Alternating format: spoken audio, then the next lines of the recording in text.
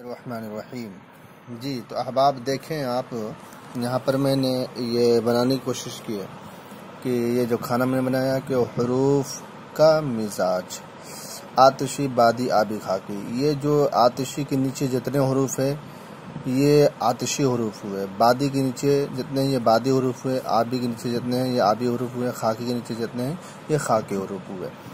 देखिए आतिशी के नीचे अलिफ हा ता मीम फा शीन जाल ये आतिशी हरूफ है। बा वाव या नून स्वाद ता और ज़ाद ये बादी है। इसी तरह से आबी खाके।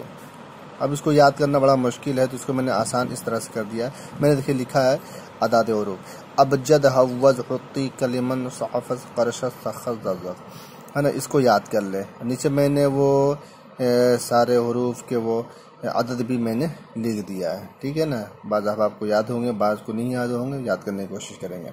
बहुत काम की चीज़ है इससे लाइन के लिए। तो आप देखिए याद करने का तरीका ये, पहले आप इस सीरियस लिख लें आतिशी बादी आबी खाकी। अबजद देख रहे हैं ना, अबजद में अलिफ बा जीम दाल, यहाँ से लिखना शुरू करें। अलिफ को आतिशी में डालें, बा को बादी में और हा जीम को आबी में और दाल को खाकी में, है ना, अबजद के हरूफ वो।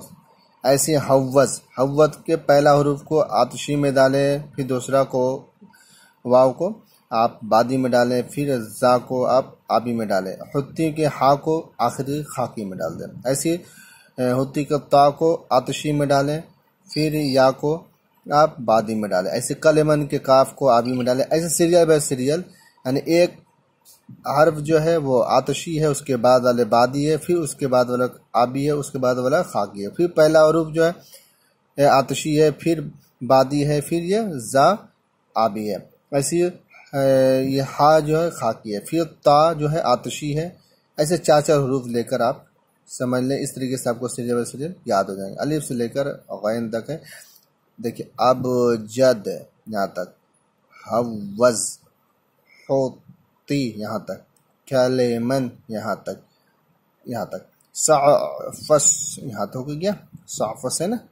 ऐसे क़रशत है ना, देखिए क़रशत, ऐसे साखज देखिए यहाँ पर है ना, यहाँ पे है ना। इस तरीके से आपको याद करने में आसानी होगी। ये हरूफ का मिजाज है, इसको याद करना बेहद ज़रूरी है। अब ये क्यों, किस चीज़ में फ़ायदा होता है, कैसे फ़ायदे होते हैं, इसको भी इंशाअल्लाह ताला हम बताएंगे आपको। इसको ज़रूर सुनें।